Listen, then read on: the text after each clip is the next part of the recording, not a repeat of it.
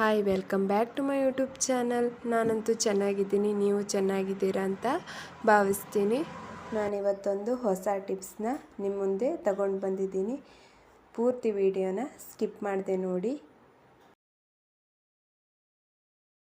ಈ ರೀತಿ ದೀಪಗಳೆಲ್ಲ ನಿಮ್ಮ ಮನೇಲೂ ಕೂಡ ಇರ್ತವೆ, ಆದರೆ ಇದನ್ನು ಯೂಸ್ ಮಾಡೋಕ್ಕೆ ಆಗಲ್ಲ.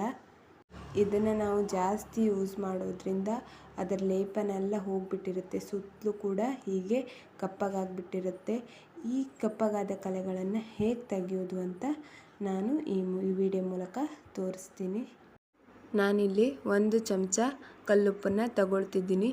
ನೀವು ಬೇಕಾದರೆ ಪುಡಿ ಉಪ್ಪನ್ನು ಬಳಕೆ ಮಾಡ್ಕೊಳ್ಬೋದು. ಒಂದು ಸಣ್ಣ ಉಂಡೆ ಆಗುವಷ್ಟು ಹುಳಿಯನ್ನು ತಗೊಳ್ತಿದ್ದೀನಿ.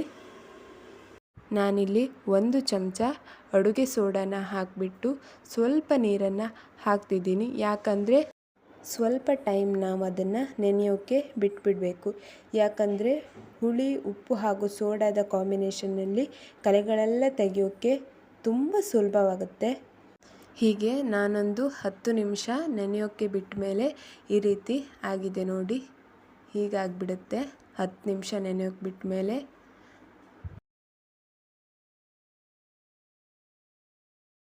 ಹೀಗೆ ನಾವು ನೆನೆಸಿಟ್ಕೊಂಡಿರುವ ಹುಳಿನ ತೆಗೆದುಕೊಂಡು ದೀಪದ ಮೇಲೆ ಸ್ವಲ್ಪ ಸಮಯ ಉಜ್ಜಬೇಕಾಗುತ್ತೆ. ಹೀಗೆ ಉಜ್ಜುತ್ತಾ ಇದ್ದಂತೆ ದೀಪದಲ್ಲಿರುವ ಕೊಳೆಗಳೆಲ್ಲ ಕ್ರಮೇಣವಾಗಿ ಬಿಡ್ತಾ ಹೋಗುತ್ತೆ. ಈ ರೀತಿ ನಾವು ಚೆನ್ನಾಗಿ ಉಜ್ಜಬೇಕು. ಈ ರೀತಿ ಕಪ್ಪಗಾಗಿರುವ ದೇವರ ಸಾಮಗ್ರಿಗಳು ನಿಮ್ಮ ಮನೆಯಲ್ಲೂ ಕೂಡ ಇದ್ದರೆ ನೀವು ಈ ಟಿಪ್ಸ್ನ ಉಪಯೋಗ ಮಾಡಿಕೊಂಡು ಅದನ್ನು ಚೆನ್ನಾಗಿ ಕ್ಲೀನ್ ಮಾಡ್ಕೊಳ್ಬೋದು. ನೋಡಿ, ಕ್ಲೀನ್ ಆಗ್ತಾ ಹೋಗ್ತಾ ಇದೆ.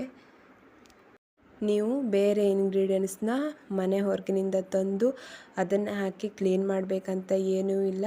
ಇದು ನಿಮ್ಮ ಮನೆಯಲ್ಲೇ ಇರುವಂತಹ 3 ವಸ್ತುಗಳಾಗಿರ್ತವೆ. ಎಲ್ಲರ ಮನೆಯಲ್ಲೂ ಕೂಡ ಸಹಜವಾಗಿ ಇರ್ತವೆ. ಇದನ್ನೇ ನೀವು ಬಳಸ್ಕೊಂಡು ನಿಮ್ಮ ಮನೆ ದೇವರ ಪಾತ್ರೆಗಳನ್ನು ಪಳಪಳ ಹೊಳೆಯುವಂತೆ ಮಾಡ್ಕೊಳ್ಬೋದು. ಇದರಿಂದ ನಿಮ್ಮ ಕ್ಲೀನಿಂಗ್ ಕೆಲಸ ಸುಲಭನೇ ಆಗುತ್ತೆ. ನೋಡಿ,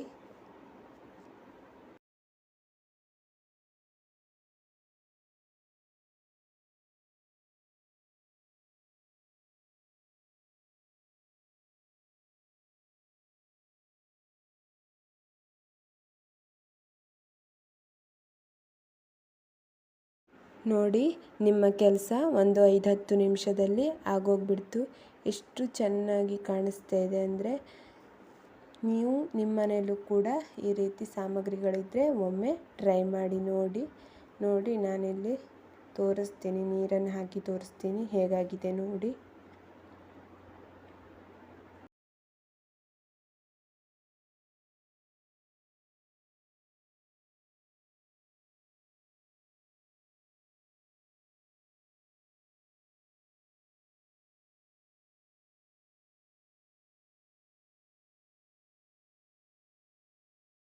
ನಿಮಗೆ ನನ್ನ ಈ ಒಂದು ಟಿಪ್ಸ್ ಇಷ್ಟವಾಗಿದ್ದರೆ ಒಂದು ಲೈಕ್ ಕೊಡಿ.